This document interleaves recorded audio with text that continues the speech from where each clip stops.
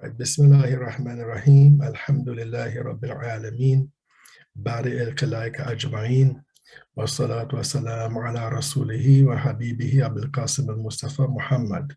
Allahumma salli ala Muhammadin wa ali Muhammad. Wa ala ahli bayti at-tayyibin at-tahirin al-ma'sumin. Wa la'natu ala a'daihim ajma'in min al-an ila yawm al-din. Okay, today we are going to start talking about the different ways of knowing God. Different ways of knowing God. And the first way we have of knowing God is what Ayatollah Misbah Yazdi has mentioned as what he calls the simple way of knowing God. In the Western tradition, it is called intelligent design, the argument of intelligent design. And the argument of intelligent design, or the simple way of knowing God, is by basically what the Quran actually encourages us to do in terms of meditating upon the creation, meditating upon the creation. And you'd find that most approaches to the intellectual understanding of creation, and when I say creation, I mean creation on all levels, the level of the physical world that we see, and also on the level of the non-physical world, the different realms that are above this one. All of these efforts to understand God or know God go back to actually starting with one looking at the world in which they find themselves, and through looking at the world, they arrive at the existence of God. And the first one is basically that when we look at the world, we see that the world is ordered, that everything has a place.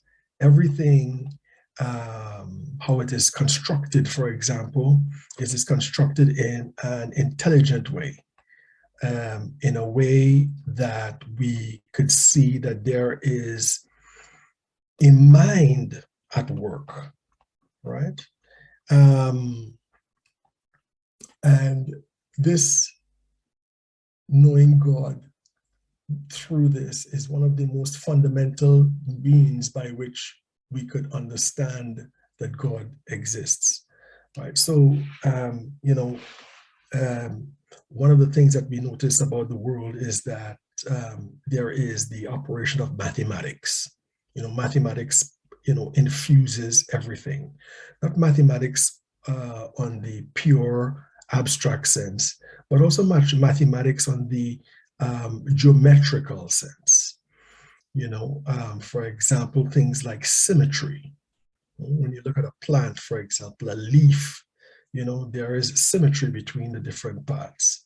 Also, how the inner parts of that leaf, the smaller parts of that leaf, the cells and so forth, how they are arranged and organized, and how they work with each other. All of these things indicate that there is a mind at work. That's why in the Christian context, we call it intelligent design.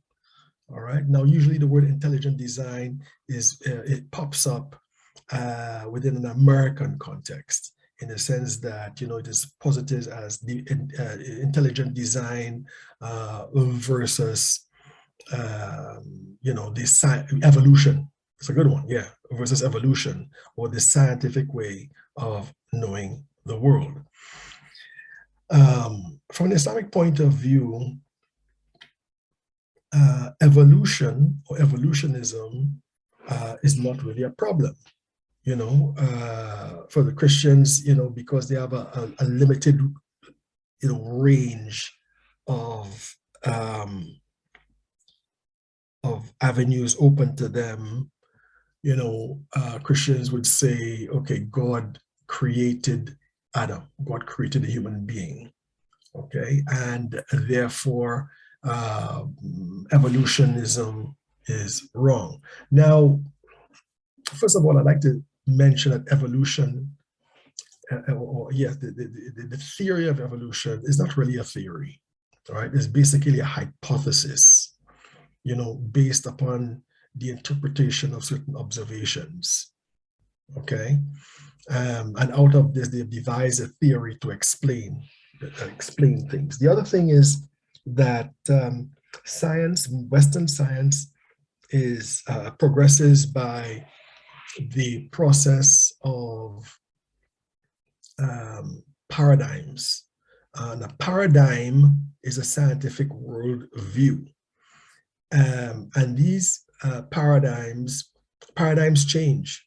When a paradigm cannot explain a particular physical phenomenon, then that paradigm shows its limitation, and it makes it open now for other paradigms or other theories to be used to explain these phenomena. And then that the previous paradigm fades away, and the new paradigm comes into effect. A good example of that would be the idea of the atom, okay? The idea of the atom. And the idea of the atom among the Greeks was that, the atom is the smallest possible solid that comprises a thing. If you take anything, a tree, a piece of wood, stone, whatever, and you cut it down to the smallest possible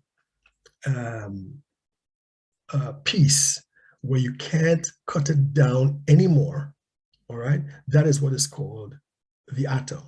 And this idea of the atom being a very small, material part of a thing that dominated science. Newtonian science is based upon that.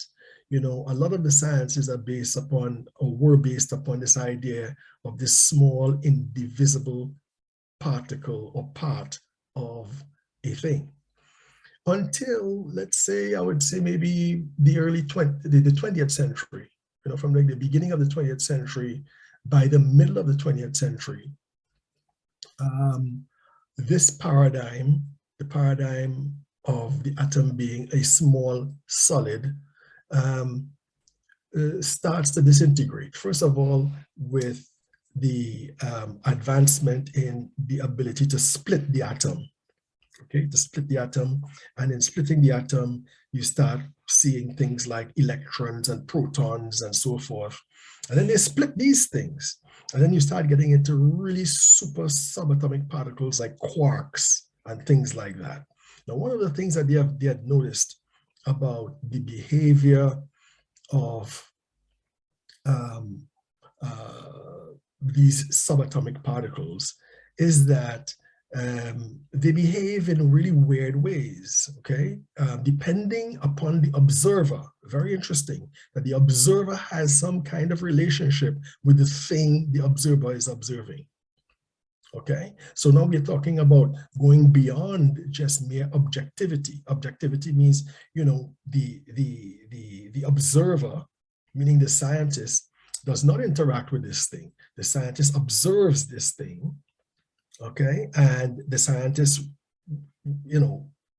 comes up with their findings, writes their reports, and so forth and so on.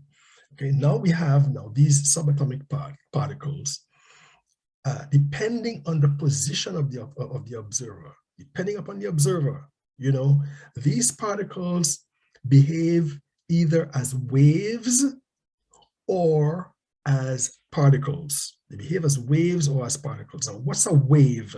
Okay, a wave is a unit of energy. That's what a wave is, a unit of energy, which when it impacts upon something, it creates a wave, all right? So you'd find, for example, sound waves are basically sound energy that when it travels through space, or when it travels through the air, they set up a wave, okay, the up and down thing of a wave, and these waves impact upon your eardrum. Your eardrum vibrates in different ways depending upon the tone or the pitch of the sound, and so you can hear a voice, you can hear music, and so forth and so on. Okay, so now we have the subatomic particle, and the word particle now is just a metaphor, okay, that is sometimes physical in terms of a tangible thing, and sometimes it's a wave. Okay, and so you find that paradigm of the physical atom now not being able to explain why the atom or why the subatomic particle becomes a wave, and now it requires a different type of a paradigm in order to explain that, and also the other phenomena that the particle paradigm or the material paradigm also had explained. It can explain that in terms of this new paradigm, and it can also explain the wave behavior of particles, okay? And this is how a paradigm moves. Now, from an Islamic psychology, there is a function of the mind, which we call the wahm, W-A-H-M, wahm. And what wahm is basically the delusive imagination. What do I mean by the delusive imagination? Delusion means something a delusion is something that happens to people who have mental problems, especially maybe schizophrenics, right? But we also use the word delusion in a general sense to describe somebody who sees something that is not really there. Okay, or sees something and thinks about it in a different way, all right, that is not in consonance with the essence of the thing itself. So, for example, delusion could range from something like, let's say, I am paranoid about people, okay, and X is looking at me in the bus, I don't know this person, and they smile at me, and I misinterpret that smile, I interpret it as that person thinking about killing me and finding it so easy now I'm on the bus, for example. That's a delusion, or, a person thinks that they are smarter than everybody else when in fact they are not. That's a delusion. But there's scientific delusion. And a good example of a scientific delusion, and scientific delusions are based upon observation. A good example of a scientific delusion is you're standing at the seashore and you look at the horizon and you see there's a straight line across the horizon and you think that the earth is flat, or you think that the world ends at the horizon, that after that horizon, the ocean falls down as a waterfall to God knows where, to nothingness or something like that, okay? This is a delusion, okay? And it's based upon an observation, but a misinterpretation or misunderstanding of that particular observation. And you'd find that, for example, when a scientist, sees certain processes taking place in the environment, they assume that it's the atoms and the molecules and so forth that are involved in this particular interaction. Okay, and the atoms described as how I told you in terms of in the first part as solid things. Okay, this is a delusion. It's a scientific delusion.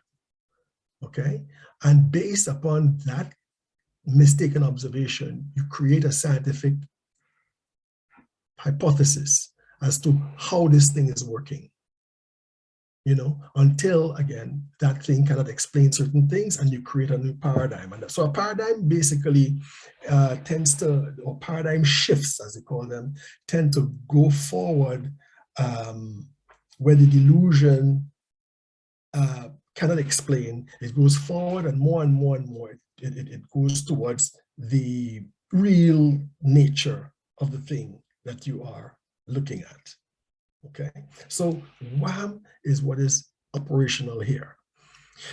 So right now, for example, let's assume that the theory of evolution or the hypothesis of evolution is true. Okay, let's assume that it is true. That human beings came as a result of a long process of evolution, um, beginning not with the monkey, but beginning with the first organic material in a primordial slime, let's say, and eventually it became a monkey, and then the monkey became into a man, and so forth. Okay, and how does that square with the creation of Adam? How does that square with the creation of Adam? Well, according to Shahid Mutahari, he says, well, evolution could be in slow-mo, what we are seeing with respect to the creation of Adam or the children of Adam in slow motion. From God's point of view or God's perspective, the creation of Adam is immediate.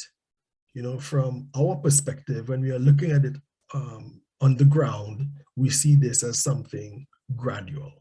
So this is one way that one could reconcile this idea of evolution with the idea of the creation of Adam. And another way could be, for example, the creation of Adam, which is true, is something extraterrestrial. Okay, extraterrestrial. Extraterrestrial not meaning on another planet, but extraterrestrial meaning in a higher world, Yeah? And so this higher world is called the Alamul Mithal or the Alamul Khiyal. Alamul Mithal means the realm of images. Alam al-Khiyal is the realm of the imagination. They are both basically the two different ways of saying the same thing. And what is that? That is that in that higher realm,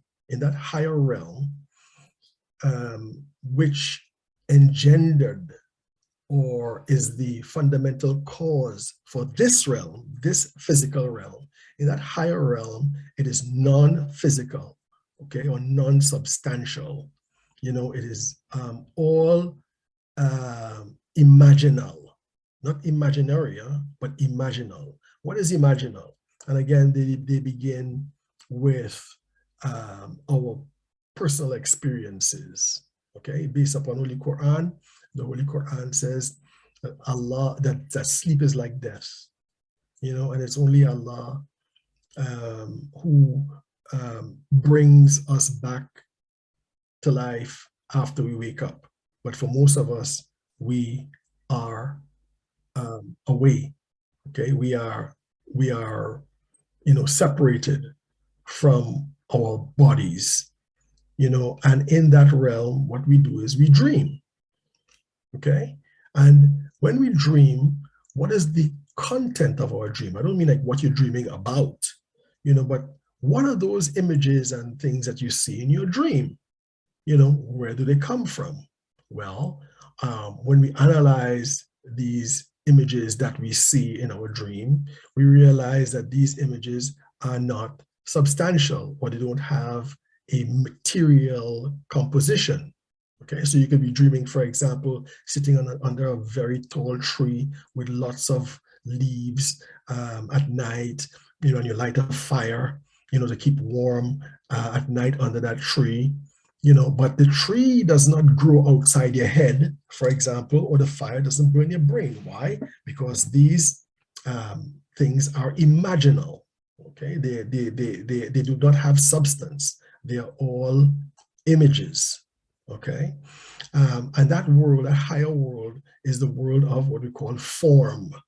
Okay, form meaning things that have dimension, shape, and follow processes and that type of thing.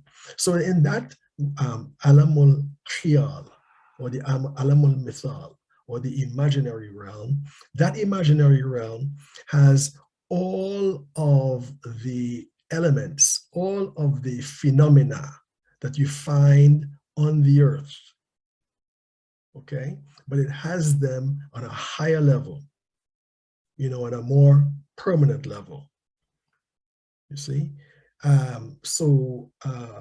When we talk about Jung and the archetypes and so forth, if people are familiar with Jungian, why is it Jung, Carl Jung, Jungian psychology, and also which Jung uses from Plato, he says that, there's a world of the archetypes. Archetype meaning the essence of something, the perfection of something, and in this world of archetypes, they have limited reflections on the earth. So for example, all trees on the earth go back to the archetypal tree, the the mother of all trees, okay, the perfect tree, the perfect form of a tree. That tree would exist in that animal mythal. The animal mythal is not a place of one thing becoming another.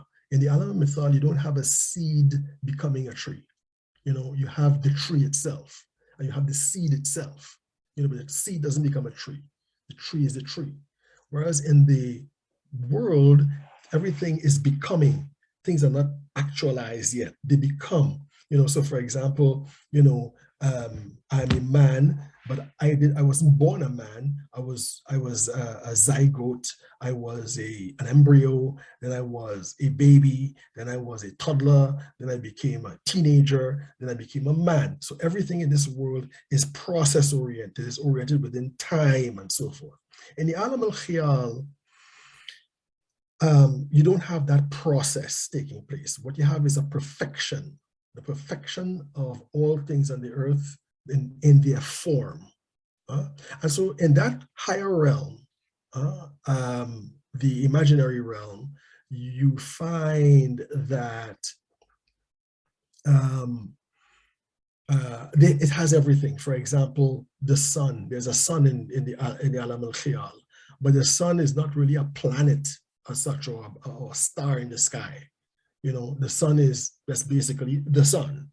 You have day and night. In the Holy Quran, it talks about, Allah bringing Pharaoh and his followers close to the fire morning and evening. This morning and evening is not in hellfire. This morning and evening is in the Alam al-Khiyal. The Alam al-Khiyal is also called the Barzakh. Okay? And you have to be really careful about this word, the Barzakh. The Barzakh is what we call the Alam al-Khiyal, which existed before it becoming a Barzakh. The Barzakh is what we call the place where we go to after we die. In other words, after we die, we move up. Okay, good and bad, we move up. We go to a higher level. All right, and we enter this very world. Okay, this very quote unquote heaven that was the source of this world. And in that world, we find the domination of forms. For example, our deeds take a form. Our deeds take a particular appearance. Okay, there's a hadith by the Holy Prophet sallallahu alaihi wasallam where he says, when a believer is in the grave, between that believer's shroud and their body emerges a young person, okay, a beautiful young person, okay, and the deceased asks that person, "Who are you?" And the person responds, and there are different types of responses depending upon the hadith. That being responds and says, "I am your good deeds that you used to do. All right, and I will be your friend, and I will defend you until the day of judgment." Okay, so here we have the corporealization, or the taking of a form of your deeds themselves. In this world, we cannot see deeds as an objective form. We see deeds as a sequence of behaviors of the limbs of a person, right? A person might slap a person unjustly, for example. You see the person slapping the person, but that slap of injustice becomes itself a form, and then it talks, for example, you have hadith that talk about on the day of judgment, we will have to cross the sirat, the bridge that is sharper than a sword and thinner than a hair, and as we are going across this very thin bridge, our bad deeds on our shoulders, throwing us off balance. And of course, below that bridge is Jahannam, all right? So here again, bad deeds take a particular form. You have many hadith talking about things like that. Like, for example, when you do your tasbih, or you do your dhikr after your salah, the 34 Allahu Akbar, the 33 Alhamdulillah, and the 33 Subhanallah. Each dhikr that we do is basically we are planting a tree for ourselves in our garden. And when we do evil deeds, what happens is we burn down those trees, or some of those trees, depending upon the extent to which we have done our wrong deeds. And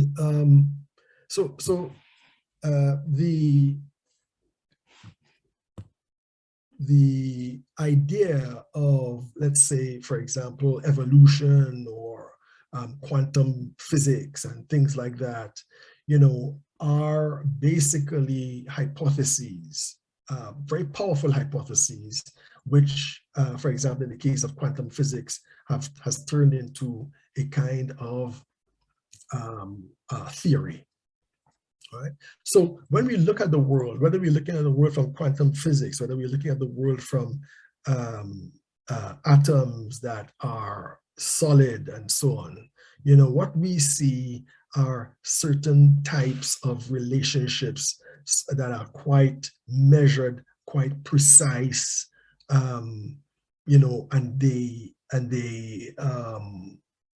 they interact with each other in a particular way that you could predict, that you could measure, that you could analyze, and so on. And you can't predict or measure or analyze unless they have some kind of regularity, unless they have some kind of law or rule that governs them. Okay, and so therefore, from that we would assume that an intelligent being created this. And it's very much like, for example, you're walking in the desert, there's nobody around, and all of a sudden you come upon a castle, right? A very beautiful castle in the middle of the desert. Nobody in the castle, nothing. Just a big, and the castle inside is all decorated, has furniture, and a kitchen, and everything is working and stuff like that, but you don't see anybody. Okay, so somebody might say, well, it's the sand that did it. But sand can't do that. Sand does not have the capacity to do that. Sand does not have the consciousness to do that. All right. And so most people would say, well, I don't care if nobody was there. We know a person, a human being built that. Why? Because this is an intelligent thing. It's something that is outside of the nature of sand to do that. And therefore you say, well, no, it has to be a person, because people who have intelligence who can do this. It's the same thing with the intelligent design argument. Okay, when we look at the world, we see things that have particular forms. Okay, like trees and rocks and rivers and things like that.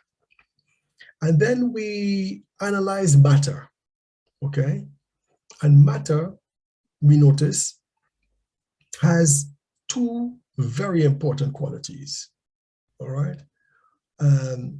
One of them is what we call entropy, okay? What is what we call entropy?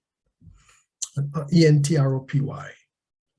And entropy is the tendency for matter to exist at the lowest possible energy that it can. The lowest possible energy. Now, the lowest possible energy of something is where all its atoms have been dissipated, all of them. There are no forces between the atoms,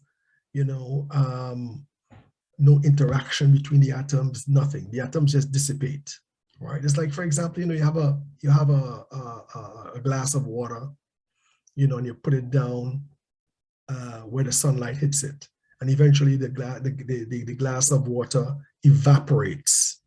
Okay, and what happens with the glass of water when it evaporates? Well, you have the H2 and O2 atoms. H and O2, H2, yeah, two H's and one O atoms combining together to form water molecules. And these water molecules are in a particular relationship with each other, a very strong energy relationship between each other that tie them, these molecules together, that give us water, okay? When the water evaporates, what happens is these molecules, the relationship between the water molecules, the water molecules still exist. The relationship between them disintegrates. And so you'd have the hydrogen and water, the H2O molecule, floating out in space, and another H2O floating out in space, and they don't have any kind of connection with them. And this is what we call water vapor, okay? Water vapor. And water vapor itself could dissipate even more, and dissipate even more to where the hydrogen and the oxygen atoms separate from each other and so on. This is what we call entropy. And every existing physical structure, from a building to a bacteria, or a bacterium, all of them tend towards disintegration, okay? Existing at the lowest energy level that as it can. Now this is why, for example, when we build houses and buildings, and when we build cars and so on, everything depreciates. Everything tends to disintegrate. That's why you have to be always repairing a house, or always repairing a building and so on, because the building tends to disintegrate. If you went to some of these older Eastern countries, you pass whole villages that have been abandoned. And these villages, if you look at them, they all look like dirt. They all look like a mound of dirt. You see, but this used to be a wall. This used to be the wall of a house. This used to be the wall surrounding the buildings and so forth. Living in London, I remember going to Nottingham. Nottingham of Robin Hood and the Sheriff of Nottingham and so on. And there exists the castle of the Sheriff of Nottingham. Well, the castle of the Sheriff of Nottingham, after for such a long time, is basically more or less a pile of dirt. You can't really, sort of walk into the castle because there are no doors and anything left. Okay, and this is what happens to matter. Matter always does that. This is called entropy. Okay, so matter is lazy. And matter is not going to move unless something moves it. This is what we know about matter. It's not going to move unless something moves it. And this brings us to the next quality of matter, or property of matter, which we call it the law of inertia. Inertia. Okay, now what is inertia? Well, inertia is this. If something is moving, it tends to keep on moving until something stops it. If something is moving, it tends to keep on moving if something stops it. And if something is at rest, it tends to remain at rest unless something moves it. Okay? And so matter then is not the source of its own motion. Matter is not the source of its own motion.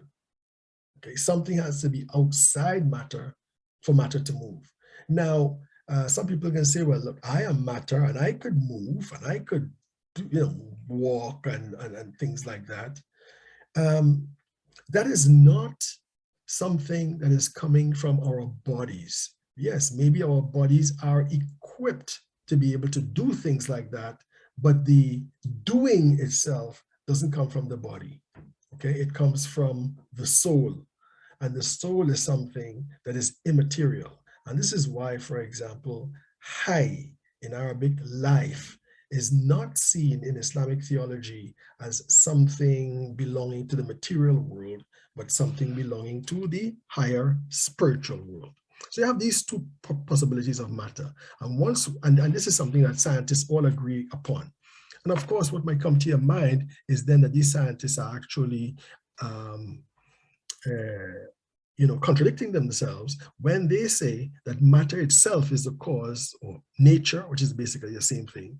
Matter itself is a cause for its own development. How could it be when matter has these two aspects of entropy and inertia? Okay, and so armed with that, we come to the conclusion that there must be some kind of external force that is more perfect than the things that it initiates, and that perfect force is God. All right, and so this is one of the most simple aspects of knowing God. We reflect upon the signs of God around us, and from that reflection, we come to an understanding of our Creator. Okay, and so in Quranic terminology, we call it tafakkur. Tafakkur. Tafakkur from the word fikr, which means to think. Tafakkur means intense thinking or contemplation. So in some cases, we could interpret this to be meditation on the signs of God. Meditation on the signs of God. When you meditate upon it, we arrive at particular conclusions that become evident to us that Allah subhanahu wa ta'ala exists. You find that a lot of shamanistic religions, like the religions of the American Indians and so forth, which are defined by their acceptance of the idea that everything is governed by a spirit, which is true. Everything is governed by a spirit. Everything has a spirit, okay? Not everything has a soul, but everything has a spirit. It's a spirit that manifests these things. And what you'd find these shamanistic people doing is they would meditate upon these, these forms in the world. They'll meditate upon high forms. For example, they'll meditate upon, let's say, an eagle as the highest level of bird, or a lion or a mountain and things like that. And out of this meditation, they would arrive at a particular kind of wisdom. And this is why, for example, you have some of these American Indians, their names are things like, Crazy Horse and, Black Elk and, things like that, Dances with Wolves and so on. And what they are really identification markers for one's soul. Your soul reflects this thing. Your soul reflects the internal reality of that thing that you are meditating upon. And this is where they get their names and so forth from. So everything that is in the heavens and the earth and within ourselves, and we can't forget this, part of this reflection, part of this contemplation is also to contemplate upon ourselves, right? Who we are, why we are the way we are, and so forth. These are things that lead us to knowing God. Remember the very beautiful hadith that says, "Man arafa nafsahu arafa rabbahu." That person who knows, he who knows himself knows his Lord. This is the kind of reflection upon the self. And indeed, that reflection upon the self is something that educates the study of akhlaq. because in akhlaq tells you what is the best way to be in many different situations, okay? And in trying to practice akhlaq, you become aware of how far away you are from the ideal. And so it's a way of knowing yourself and being able to correct that. This is why it's called akhlaq, right? The art of self-development, okay? Or the art of personality development. So this is the whole basis for this reflection upon the creation, which lead us to God. And as you have mentioned, this reflection are ways of liberation as well, because the world also is full of symbols. Excuse me. The world also is full of symbols. Everything tends to have a meaning above and beyond what its function is in the world. So what is the meaning of that? The Muslim would say, why trees? Why animals? Why a lion? What is the meaning of that? What does a lion mean to us? What do animals mean to us? Well, to give you a sort of hint on things like that, is that, the animal world represents different forces in the nafs, or different forces in the soul. So the animal world reflects. Okay, so a lion could reflect, for example, nobility. It could also reflect courage and strength. A horse could represent beauty. Okay, it could represent, graceful movement, things like that. And you could build a whole philosophy, on the observation of nature.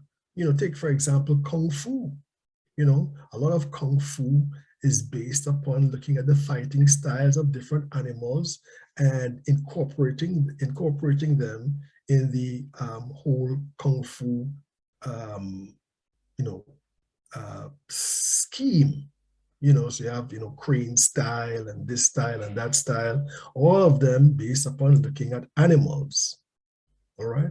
The dog, for example, the dog is not just a dog, not just a canine, but the dog also is a symbol of, let's say, faithfulness. Okay. The dog is very faithful. The dog, could even reflect your feelings, could reflect your personality. Very interesting. Dog could reflect your personality. You see, so a dog is also a symbol of things. So we might treat dogs as najis and so forth, but at the same time, Holy Quran doesn't make any bones about talking about the dog that accompanied the people of the cave. All right, the dog is a very, very important symbol. And so so nature, the world, is not just about how it works and its physical characteristics and so on. That's part of it, but the world also is in the can be seen from the point of view of symbols as to what they represent. And so therefore, to accept blind accidents as a means of explaining this vast universe, with all its hidden and uncovered secrets and its wisdom and so forth, is very absurd if you cannot posit that all of what we find in the world, all of the wisdom we find in the world, comes from the mind of a creator. So basically, this is the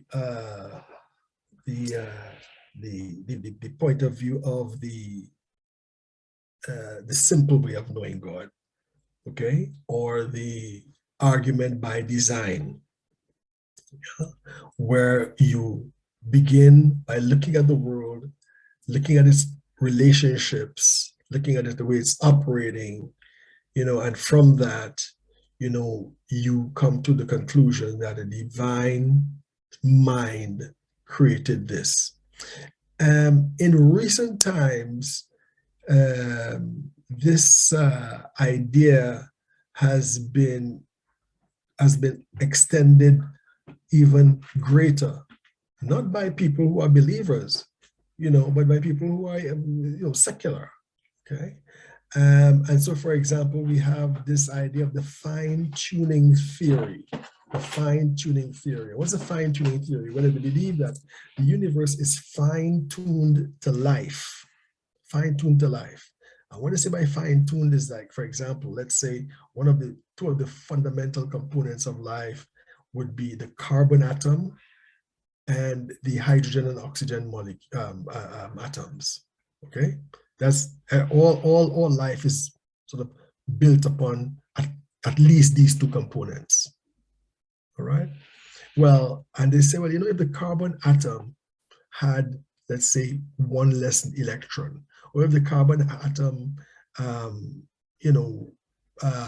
didn't have, it was vibrating at just a slight level lower, you wouldn't have life. If the hydrogen and oxygen atoms, for example, were constructed in a different way, or in a slight change of its construction, you wouldn't have life.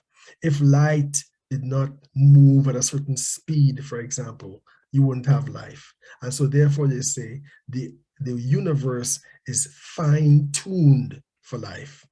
That how life emerges, what life is composed about, it's already known that these things are sort of made for life. So the universe is fine-tuned for life.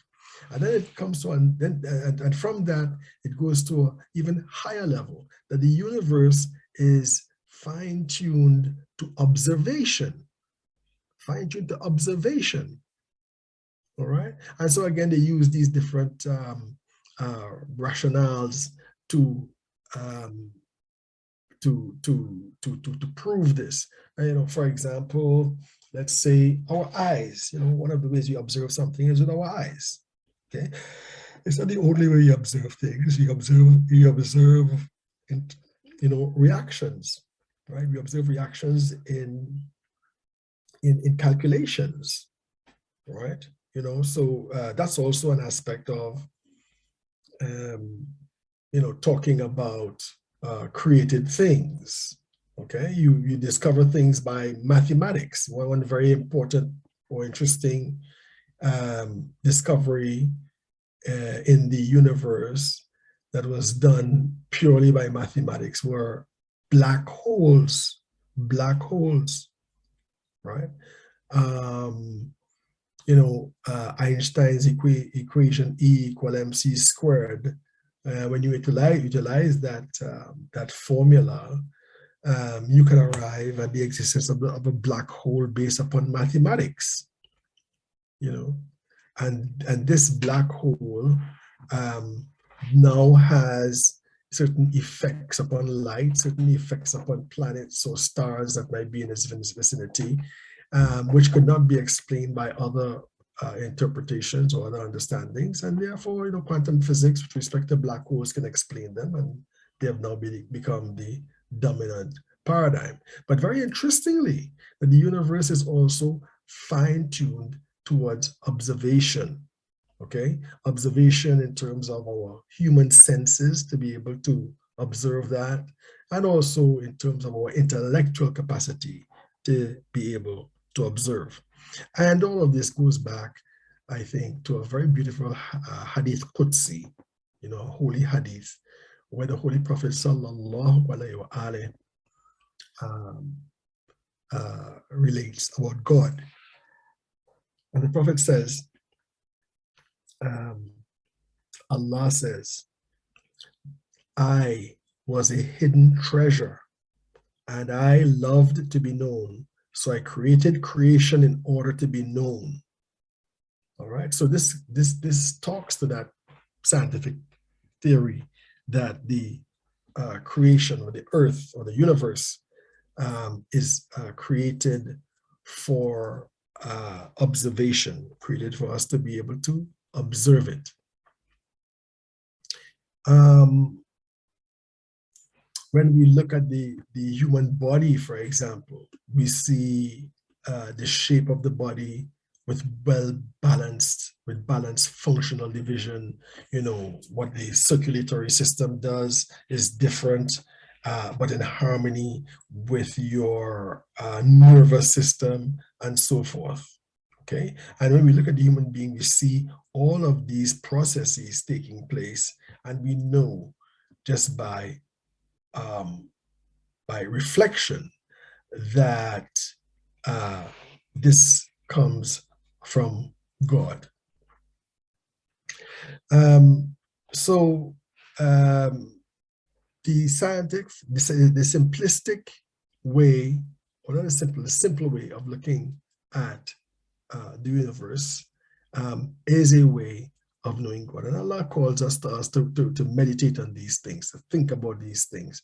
And these things we would know that Allah exists. Okay, so this is the argument by design. Okay, so before we go on, do you have any questions?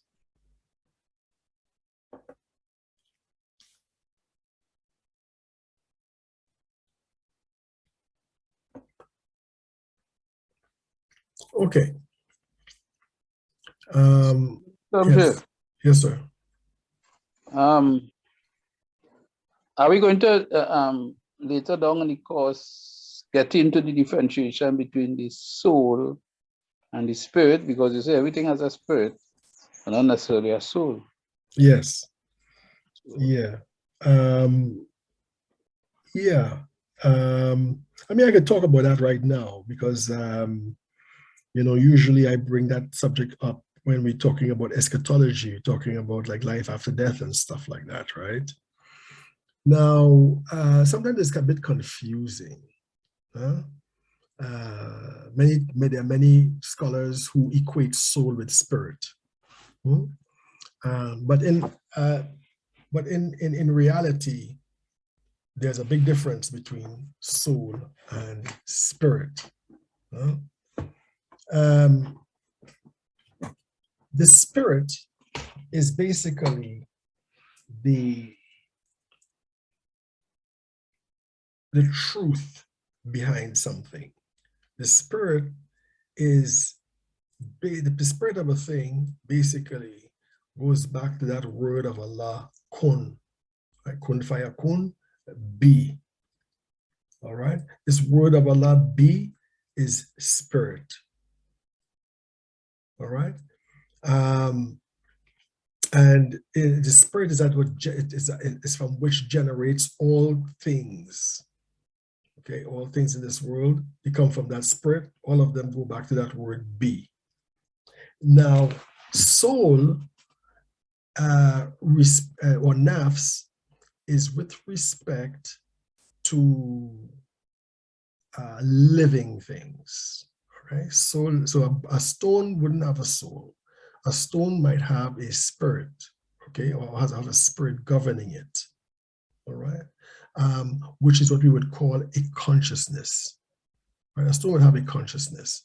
You know, Allah talks about stones and all of these things worshiping Him, but we do not know the language of their worship.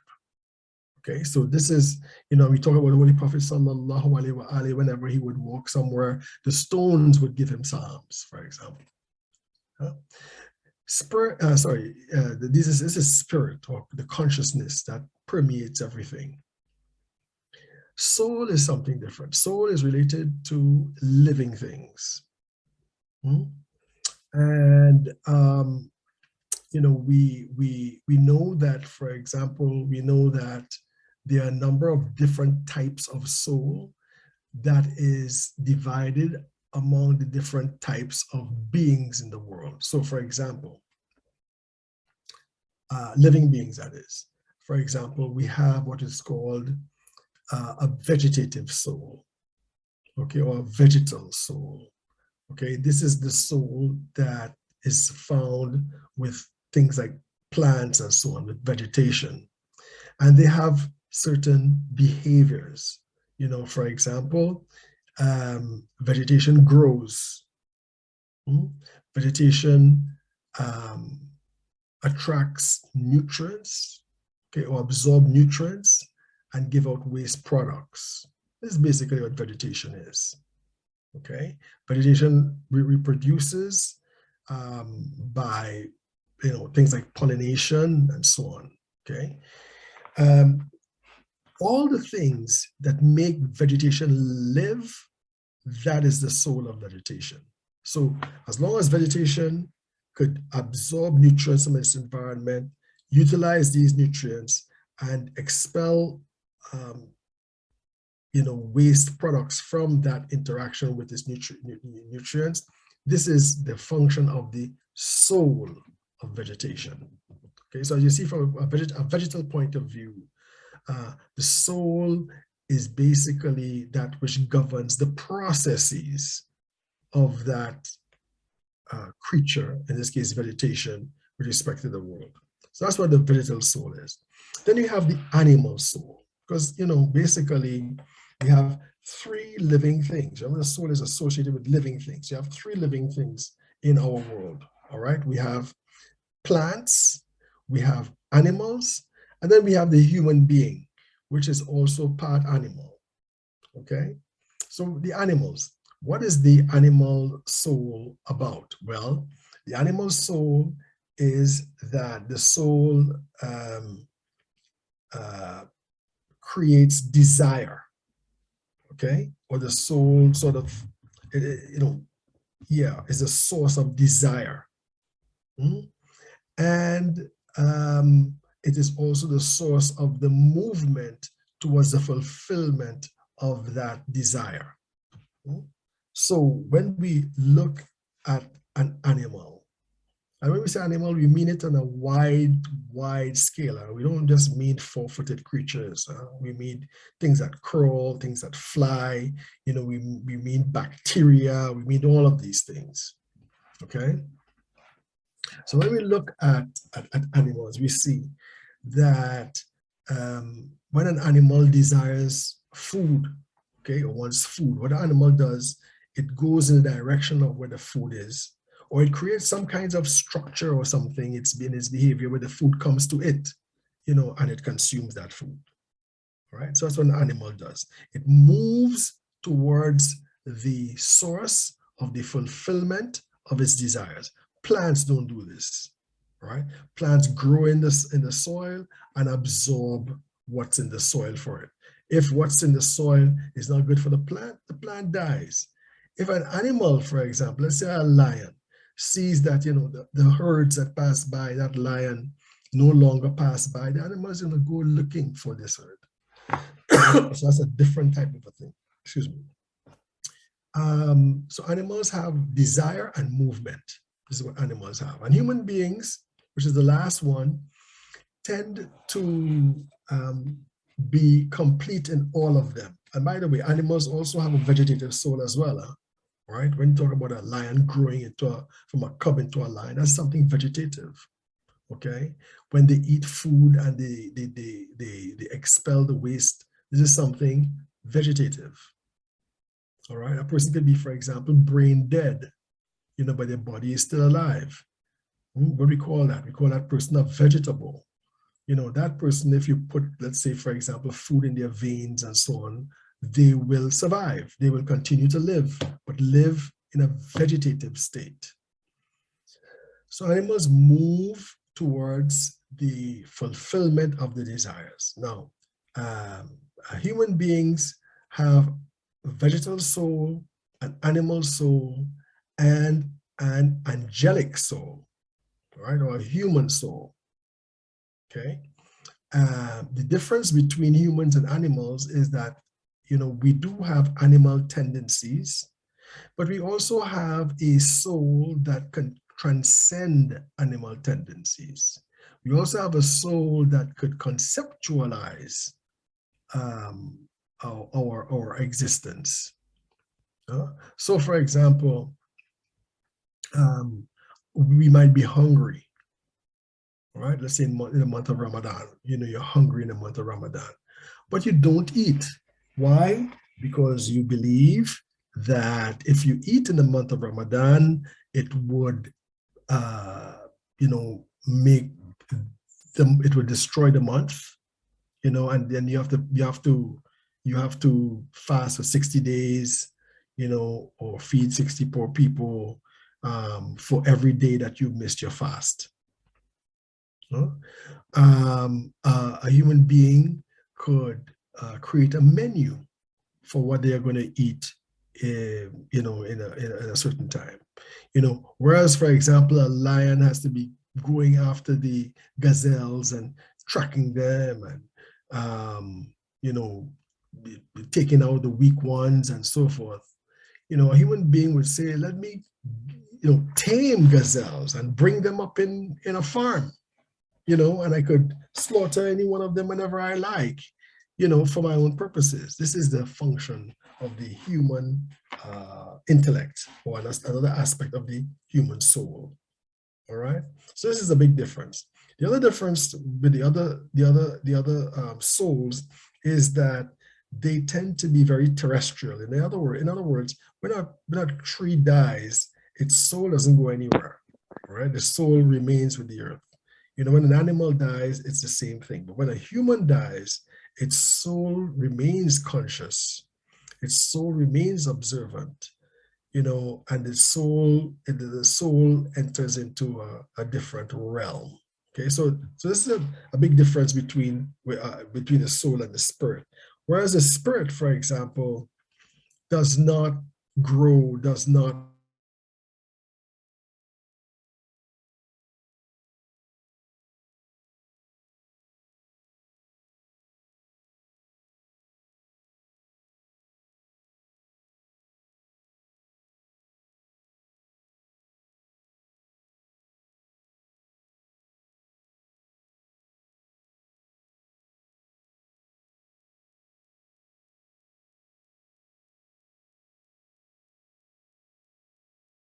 beyond the body.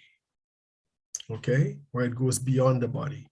And so this is a very big difference between the human soul and the spirit. So a person could be in, just say, Jahannam. They could be in hell, for example, right? The spirit would be associated with them. But the spirit doesn't feel the pain of Jahannam. The spirit doesn't suffer. Okay, the soul can suffer though.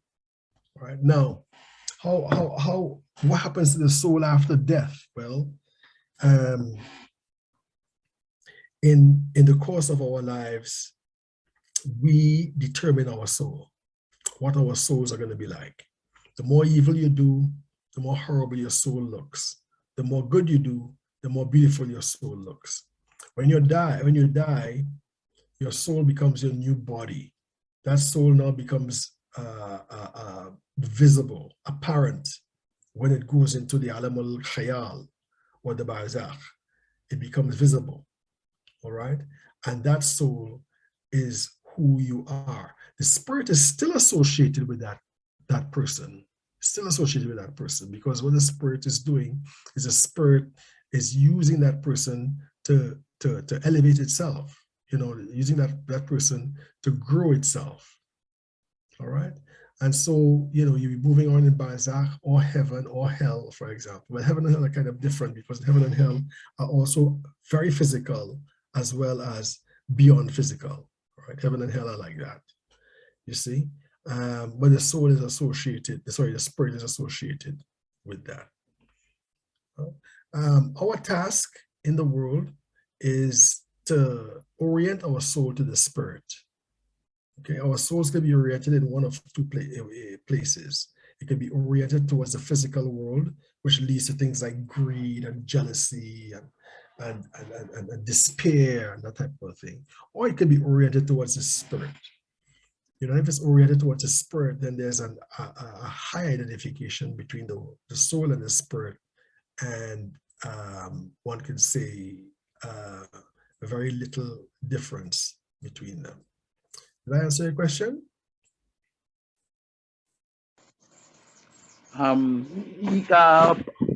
Partly, but more or less. does the soul have memory? Does it remember? Yes, the soul has memory. And it has a memory that is much more profound, much more accurate, and much more inclusive without any forgetting than, for example, ordinary memory. Sheikh, Yes, sir. Muhammad Baliwa here. Yes. Is it, as you are touching on this topic, when Allah says in the Quran, nay, do not consider the believers as dead, but they are alive. Right. That concept, as mentioned in the Quran, and in relation to what we are speaking about and what you are explaining. Yes. What about it? Well, yeah, you know, the connection of is not being dead, but it's alive. Well, they are dead. They are dead in the world. In the world, okay. Yes, but they are alive in the barzakh. They're alive in the barzakh, you know, and they're being fed in the barzakh. You see, in the barzakh, you have different categories of people. You know, you have the very good people, you have the very bad people, you have good people, you have bad people, you have people in between. All right. About the people who are in between, many of them do not have consciousness after they die. Okay. For the people who are good, very good, and the people who are very bad, you know, they have consciousness after they die. You know, and they experience that that post-mortem life. When Holy Quran is talking about the martyrs being those people who are not dead, but they are alive, what the Quran is talking about is a specific group of people, you know, among others, but they are a specific group of people who are being sustained by Allah, who are being favored by Allah, and who are existing alive, conscious in the barzakh. You know, when we go to the barzakh, we go to that place in the barzakh that is made for us, that we have created for ourselves in terms of our actions and our beliefs. You know, so we go to that particular realm. You know, and then yeah, we have a barzakhi body. All right. And we also have a spirit. You know, and that spirit, again, as I mentioned to you before, is something that is quite transcendental. You know, it doesn't have any sort of subjection to the body and what it does and stuff like that. You know, it just only learns, you know, and grows based upon that knowledge.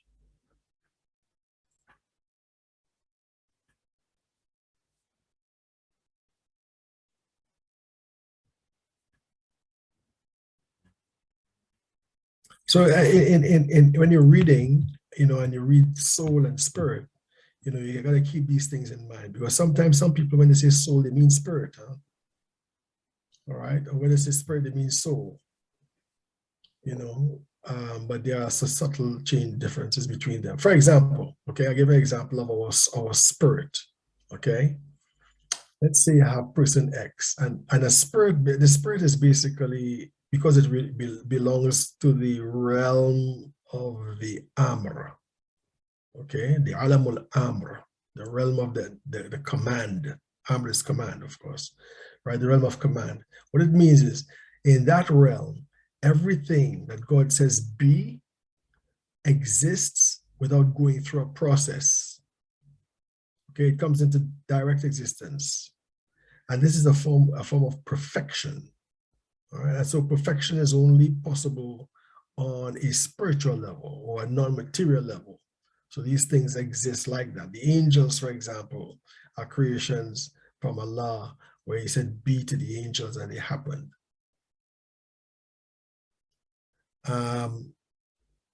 Yeah, I think I lost my train of thought, but that's okay. How was that? Did you get a question answered, Brother Muhammad? Yes. Yeah. The point I was trying to make is this. So what makes you and I different? Well, what makes you and I different you know, goes back to our spirit. You see, all of our spirits, because they are in that realm of the alamul amr, the realm of the command, all of our spirits have different combinations of the divine names, different combinations, different proportions of the divine names in our pre-terrestrial existence. You know, for example, let's say person X might be long on mercy, okay, which is the name of Allah, and short on justice, right, which is the name of Allah, right, Al-Adl. What you'd find is that on the level of the alamul the alamul khiyal, all right, what we would call in the loins of Adam, okay, they will not have a problem. The guy who is long on mercy and short on justice will not have a problem, okay, because all of them are existing in the name of with the names of Allah. When they come to this world, this person who is long on mercy and short on justice might end up being somebody who is easily fooled or easily ripped off, okay, or easily, bamboozled and take away their money, because it's long on mercy and short on justice. And this is why, for example, in this world now, you have to deal with that. You have to come to, oh, you know what, I'm a bit of a sucker when it comes to people taking advantage of me. I've got to do something about that, right? And so you develop yourself. So on the level before we come to this earth, we are fine. But when you come to this earth, you come into contact with people whose spirits have different combinations of the divine names, okay, and who would interact with each other on some level or the other. That could be to our benefit or to our loss, and we can do the same thing. So this is a kind of another example of the relationship between ourselves and our soul, or nafs and our souls. So and our spirit. That the self, the nafs, could come into the world being long on mercy and short on justice, all right, and that personality could develop without guidance. That personality can develop into somebody who is easily hoodwinked or easily fooled by somebody else, unless they could meditate upon themselves, see the difficulties, and try to perfect themselves, which indirectly is something that perfects that spirit.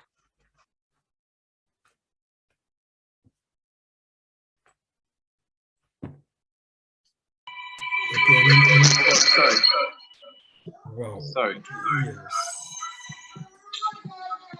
Hola. Yes, sir. I think Brother Jafari, I think you need to probably put in an earphones. All right. Assalamu alaikum. Okay, somebody is saying goodbye. Okay, any more questions? Shaykh, the Yes. terminology that you used early on, mediation or signs of God, what is the term? Tahakkur? Tafakkur. Tafakkur. Tafakkur. Okay. Right? Which comes from the word fikr, Fikr. Fikr means to think. Yes, tafakkur means to think deeply about something. Right. Thank you. Yeah, no problem. Assalamu alaikum. Alaikum salam wa Oh, 1 second.